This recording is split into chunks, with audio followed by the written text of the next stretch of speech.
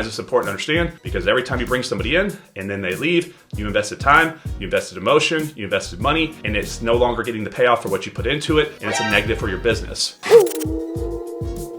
Now, I'm talking to business owners that have employees, or in our case, agents in our organization. I run a team of thousands of real estate agents. This could apply to anybody that's running an insurance team, a real estate team, or any type of business that has multiple people working in it to understand where the attrition's coming in your business. There's 3 different types of attrition. The first one's common, which you'll understand, but the last 2 very rarely are talked about, but are very important to understand where you need to put your time, energy, and emotion into your business. Now, let's break these down, guys, real quick. Let's talk about the 3 reasons your business is either growing, flatlining, or going backwards. Here they are. Number 1, here's the first type of attrition, the most common way to understand this, which is when somebody leaves your company. Let's say you built a big team of agents, and guess what? Someone came on over here, worked for 6 weeks, 6 months, doesn't matter, and all of a sudden they decide to go to a different brokerage. Or you hired an employee, and they quit, and they go work at a different company. This is the first type of attrition. Why is this important to understand? Because every time you bring somebody in, and then they leave, you invested time, you invested emotion, you invested money, and it's no longer getting the payoff for what you put into it, and it's a negative for your business. But this is the most common type of attrition, when somebody just leaves. And let's go into the 2 that you probably have not thought of before,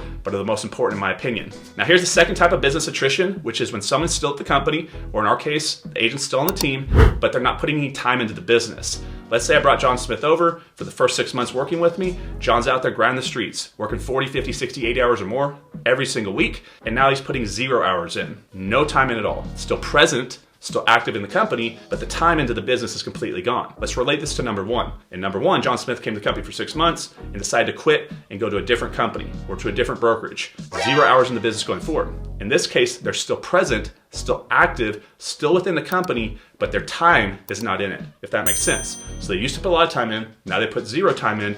This is also attrition, because the time that they put in before was moving the business forward, but the time that they're putting in now is non-existent, so how can it move the business forward? So you're losing the effort that they used to put in.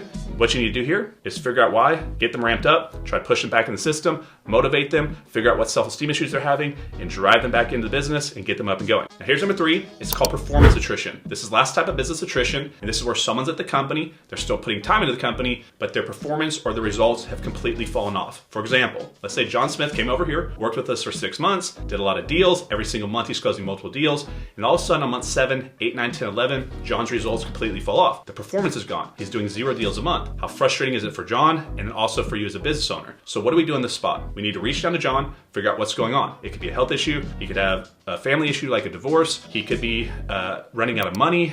John could have an issue with systems or technology, or just trying something new and experimenting. We have to figure out what's going on with John and figure out how to get back doing deals like he was before. Now, number 2, what we need to do is if someone's putting time into the business and then they stop completely, we need to figure out why. Usually it's a belief issue, a self-esteem issue, or something where they really don't think they have the tools or the systems in place, or they don't understand how to use them, and they just completely sat down. So what we need to do with this person is build their self-esteem up, teach them to believe in themselves, and help them find the belief in what they're doing. Therefore, they'll put the energy in and go out there and get the results. And then for the first one, we need to think about how when people leave the business, to set it up in a way they can come back to the business, meaning wish them the best, but also when they go over there, reach back out to them and fall back up for what's called a boomerang agent in our case, or a boomerang employee, which is if they're a good employee or good agent, we can actually find a way to bring them back like a boomerang to the company later. So think about this real quick. What type of attrition do you have in your business? Are people just leaving completely? Are they taking their time out? Or are they there and their performance is falling off? And how are you going to work with them? How are you going to inspire them? And how are you going to get them back in the business where revenue's coming in?